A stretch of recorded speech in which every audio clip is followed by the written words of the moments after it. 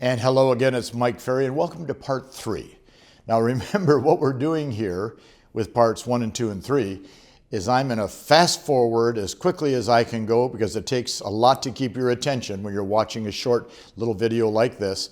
We're doing a fast forward of a 3-hour seminar that I'm doing every day in May and June all over the western half of the United States. I'm going to do 60 3-hour seminars for our EMG brokers and our best clients on the West Coast. I'm not going to be in the Midwest. I'm not going to be in the East. This is a substitute. It's designed to help you become a great listing agent, to whet your appetite as to what you can become, and if you're really excited, to join us at our Superstar Retreat in August. Okay, this is our third segment. I want to start with, what are the advantages to you of becoming a great listing agent? And I think there's 3 major advantages. There's a fourth, which is going to outweigh the first 3. Advantage number 1, you become a listing agent, you have control of your time. The only way to control your time in real estate is to list property. Why do I say that? Because listing agents control their time. Showing agents have no control, because you don't know how many properties you're going to have to show to get a buyer to buy. You don't know how many days you're going to have to invest with one buyer. But with a seller, you're going to invest 30 to 60 minutes maximum to get that listing contract signed. So the odds of you taking 3 buyers in one day, showing and closing, are minimal at best. But you could go on 3 half-hour listing presentations in one day and take 3 listings. So control of your time is probably the most important advantage of becoming a great listing agent. Second, stronger community recognition. Signs up in neighborhoods with an "Ask for Mike," an "Ask for Barbara," an "Ask for Bob" attached to your sign. People look at those, they see those, all of a sudden they start to recognize your company name, your name. Community recognition. It's a lot better than a bus bench. Community recognition is having a "for sale" and a "sold" sign in a yard. And of course, the third advantage of becoming a great listing agent, double-ending transactions. Now, people say to me all the time, is it ethical? Is it moral? Is it right to sell your own listings? Well, first of all, you have to disclose that you're both the buyer's agent and the seller's agent. You have to disclose that. Of course you would do that. But now think about this. You list a property. Who knows the property better than you? Who knows the seller's desires better than you? Who knows their motivation better than you? The best thing you can do for the seller is to bring in an offer yourself on your own listings. Now think about this. You're double ending, your commissions go up. Or, as you've heard me say, it's so much easier to deal with the other agent when you are the other agent, period. So watch this. Hey, Mike, is it a pretty good offer? I think it's a great offer. Should we go present it? Let's go together, me and me, to present this offer. See, that is the ultimate great service for the seller.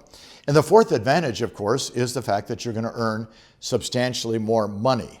Now, I don't know how much some of these crazy stats that fly around are true, but the stat that's been running around for the last 18 months is up to 90% of all the listings are taken by 10% of the agents. Our goal, have you be one of the 10%. Remember what I said in our first part of this series. If you're showing property, you're the employee. If you're listing property, you're the employer. I want you to be the employer, and the employer always gets paid more money. So first thought for today, the advantages. You've heard them. Watch them again. They're important. The second thing I want to ask you to think about is this, and here's point 2. Maintaining a winning mindset when going on a listing presentation. That's tough, because there's a lot of distractions in life. There's a lot of things that get in the way. There's a lot of things that can keep you from really having that winning mindset. You know, walking up to that door with the confidence that you're the right person to do the job for that seller. So many things. I mean, you get caught in traffic. Oh my gosh, I'm going to be late. Okay, then when you get there, you've left some of the paperwork back at the office. Oh my gosh, I'm distracted. Or as you're walking up, you know, your spouse calls. Make sure you bring home some milk after your presentation. Or what's worse, you didn't prepare properly. Well, the mindset is what gets you in a positive manner or positive mode to get the listing. So here's a question. What things are taking place prior to a listing that throw you off? Could it be the fact that you haven't done enough research? You haven't done your CMA properly, haven't done your market stats. You haven't driven through the neighborhood to see what the neighborhood's like. You drive into the neighborhood and you go, oh my gosh, I've never listed a home like this. This is so beautiful, so expensive. Or other side, oh my gosh, I'm going to burn my clothes when I get outside. This is terrible. These are mindset issues we have to work on. And then the third thing I want you to really look at carefully, and if you haven't studied this, study it. It's what I call the MFO listing process, okay? 45 years ago, for Mike Ferry put together a listing process. Why? I wanted to be competitive. I wanted to get listings. I wanted to be good. I wanted to be ahead of the competition. So my listing process is really very simple and very difficult to execute because it requires work. So watch, first step, pre-qualify 100% of your potential sellers every time, no exceptions. Well, Mike, if I pre-qualify, what if I find out they're not qualified? Good, I don't have to go on the presentation. Yippee, I'm saving time. Step 2, send a non-ego pre-listing package. What information can I send to them so we can answer some of the questions in advance and get some of their concerns out of the way? I should have a good competitive CMA in my pre-listing package. The net sheet should be completed.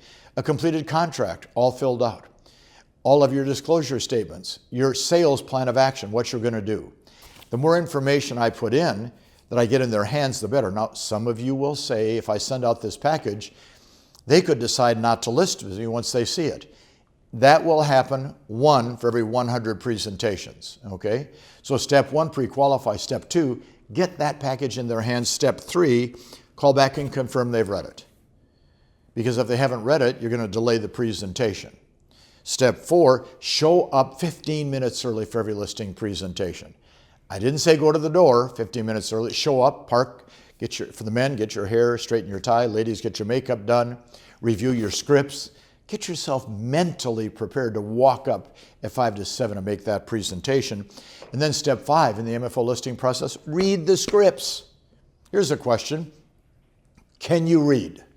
And if the answer is yes, I have the script. You can read. Put the two together, and guess what happens? You get contract signed. So what I want you to think about is, can you follow the process the tens of thousands of the best agents in the world are using today? If you do, you will get more listings. So my final thought in our 3-part series is just a couple of simple little thoughts that I want you to think about that can make a difference in your listing abilities. I wrote down thought number 1. Remember, selling is simple. It's just not easy. Watch, it's simple, it's just not easy. See, what we have to understand is you just learn the process, learn the scripts, learn to manage your time, do some prospecting, lead follow-up, pre-qualifying, strong presentation, handle objections, ask them to sign. It's not complicated, it's just not easy because it requires work on our part. Second, I wrote down, listing property starts and ends with common sense. Mike, I don't like your scripts. Are your scripts better? Are a lot of people buying your scripts, by the way? Are a lot of people attending your seminars to get your scripts? Are people going online to download your scripts? I don't think so. Are your scripts getting you 70% of the people you talk to sign a contract? Common sense. I had a person say to me recently, I really want to be a speaker like you. I said, okay. What do I do first? I said, talk. Well, I don't have anything to say. Then not a lot of people are going to pay you. Common sense, okay? I had people say to me, I don't like people. I don't like to be around people. Get a job in a mortuary, okay? First of all, they're all expireds. Come at you. They don't talk back. Your life will be easier.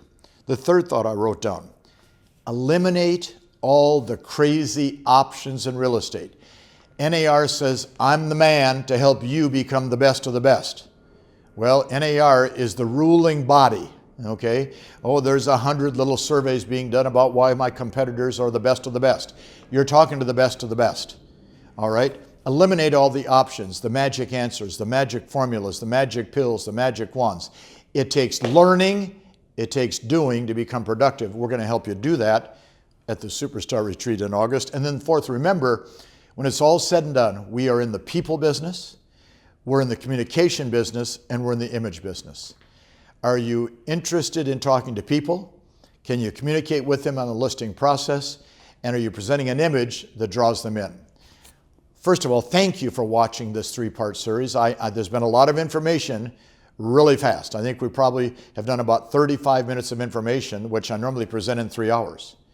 Call my office, take and go ahead and press the button to take the link we've offered you on this video. Sign up for the Superstar Retreat. Come and shake hands when you get there. Our goal is to make you a better listing agent. Is that your goal? If it is, we're working together. I'll see you in August. Thanks for today. Coming to a Mike Ferry event has changed my life, and it'll change anyone's life that wants to get involved in real estate. We want to stay up to date, we want to keep ahead of the curve, and that's something I definitely look forward to at all these events.